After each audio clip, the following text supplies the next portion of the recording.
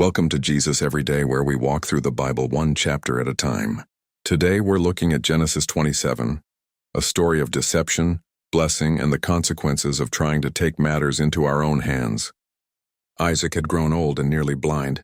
He called his oldest son, Esau, and told him to hunt wild game and prepare a meal so that he could bless him before he died. This blessing wasn't just words, it carried spiritual weight, shaping the future of the family. But Rebekah overheard the plan. She loved Jacob, the younger son, and remembered God's promise that the older would serve the younger.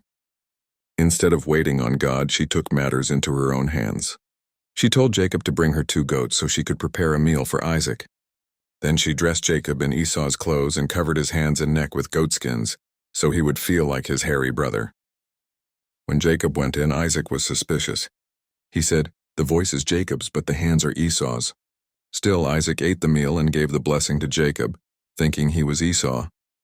Not long after, Esau returned and discovered the deception.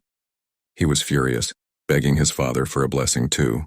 Isaac gave him words of hardship instead, and Esau held a deep grudge, planning to kill Jacob once their father died. Rebekah, fearing for Jacob's life, sent him away to her brother Laban. This chapter is heavy with consequences.